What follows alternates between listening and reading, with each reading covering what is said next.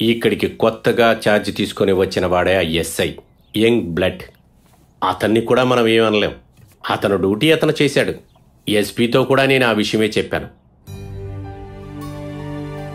ఇక్కడ టికెట్ పెట్టి విజిటర్ని పంపించడం అనేది ఇనిషియలీ పోలీసులకి కొన్ని ఇష్యూస్ ఉన్నాయి. ఆ సమస్య తొలగిపోయింది. దాని ద్వారా వచ్చే డబ్బులతో మెయింటెనెన్స్ క్లియర్ అవుద్దని. నువ్వు ఇప్పుడు ఎక్కడున్నావు? సార్, వాళ్ళందరికీ మధ్యలో ఒక కామన్ ఫ్యాక్టర్ ఉంది. ఏంటది? ఎక్కువ బేస్ అని చెప్పి మనం వదిలేసిన కొన్ని వైటల్ లింక్స్ ఉన్నాయి ఎన్నో కేసుల్లో. వివరంగా చెప్పు. వాళ్ళందరూ మీట్ అయ్యింది, వాళ్ళందరినీ ఒకటిగా కలిపింది ఆ ఆన్లైన్ గ్రూపేగా. అందుకు దట్స్ ద కనెక్షన్. ఏంటా కనెక్షన్? వాళ్ళని వెతుక్కుంటూ వచ్చిన ప్రెసెన్స్ అక్కడి నుంచి వచ్చి ఉండొచ్చు కదా.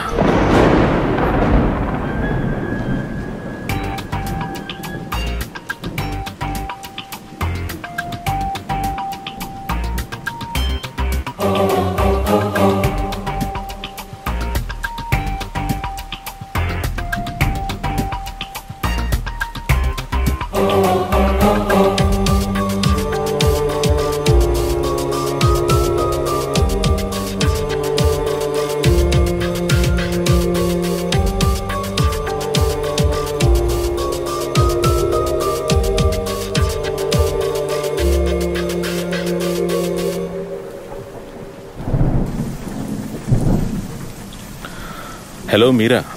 జాన్, మీరెక్కడున్నారు? బిజీగా ఉన్నారా? అవును. Never mind, I need help. ఏమైంది?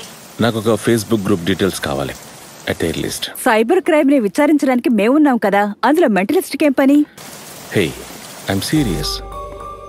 ఓకే. అండ్ ఎక్వైరీస్ నేను మెయిల్ చేస్తాను. అలాగే కరెక్ట్ ఇన్ఫర్మేషన్ ఇవ్వడానికి ప్రయత్నించండి. రేపు by the end of the day.